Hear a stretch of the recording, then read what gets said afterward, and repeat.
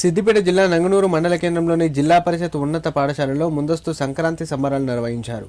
విద్యార్థినులచే రంగుల కలర్లతో ముగ్గుల పోటీలు చేపట్టారు. ఈ నేపథ్యంలో విద్యార్థినులు వేసిన రంగవల్లులు చూపర్లను ఆకట్టుకున్నాయి.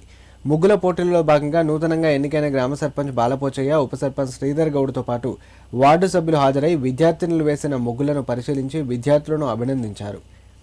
నూతన పాలక వర్గాన్ని హెచ్ఎం రామస్వామి గౌడ్ శాలువాలతో సత్కరించారు. అంతకుముందు పాఠశాల ఆవరణలో ఉన్న సరస్వతి విగ్రహం వద్ద జ్యోతి ప్రజ్వలన చేశారు. అనంతరం హెచ్ఎం రామస్వామి గౌడ్ మాట్లాడుతూ గ్రామ సర్పంచ్ పాలకవర్గం పాఠశాలను అభివృద్ధి చేసే దిశగా తీసుకెళ్లాలని కోరారు. ప్రభుత్వ పాఠశాలల్లోని విద్యార్థులకు నాణ్యమైన విద్యను అందించే దిశగా ఉపాధ్యాయులు కృషి చేయడం జరుగుతుందని పేర్కొన్నారు. తాను చదువుకున్న పాఠశాలలో సర్పంచ్గా సన్మానం పొందడం తనకెంతో సంతోషంగా ఉందని సర్పంచ్ బాలపోచయ్య అన్నారు. పాఠశాల అభివృద్ధికి తన ఛాయాశక్తులా కృషి చేస్తానని హామీ ఇచ్చారు. కార్యక్రమంలో పాఠశాల ఇన్ఛార్జ్ ప్రధానోపాధ్యాయులు రవీందర్, అమ్మ ఆదర్శ పాఠశాల చైర్పర్సన్ భాగ్యలక్ష్మి, గ్రామ పంచాయతీ పాలకవర్గం సభ్యులు, పాఠశాల ఉపాధ్యాయ బృందం పాల్గొన్నారు.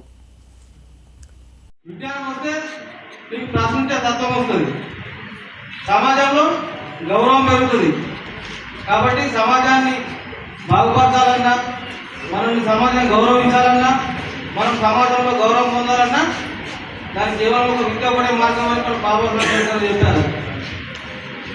మీరు స్టూడెంటే, నేను కూడా స్టూడెంటే. ఇప్పుడు అప్పుడు చదువుకోమంటే చెప్తే వినలేదు. ఎందుకు వినలేదంటే నాకు చదువుకోండి సోపతులు కూడా బాగా అది మంచిగా అనిపించు. సోపతులు అంటే చదువుకున్నాం అనిపించు, చదువుగా ప్రేముడు కానీ సోపతులు మంచిగా అనిపించు. అటు పోతే ఏమైంది, చదువు పడ్డది. వాళ్ళు ఏమైంది, పెళ్ళి అయిన తర్వాత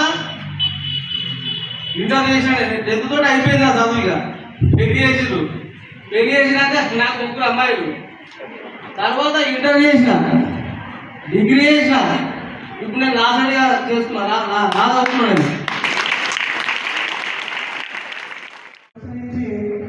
మరి ఈరోజు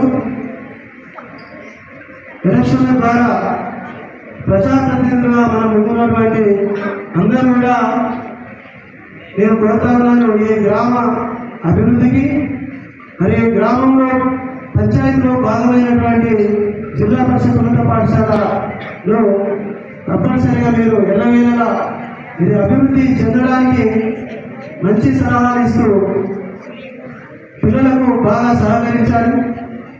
పిల్లల యొక్క చదువులకు మరి ఎలాంటి ఆటంకం లేకుండా మరి అన్ని సౌకర్యాలు కలిగించేటువంటి విధంగా మీరు ఉండేటువంటి 5 సంవత్సరాల కాలంలో ఈ పాఠశాల చదువుతున్నటువంటి విద్యార్థులకు ఒక స్వర్గధామంలాగా ఈ పాఠశాలని తీర్చిదిద్దాలని సభ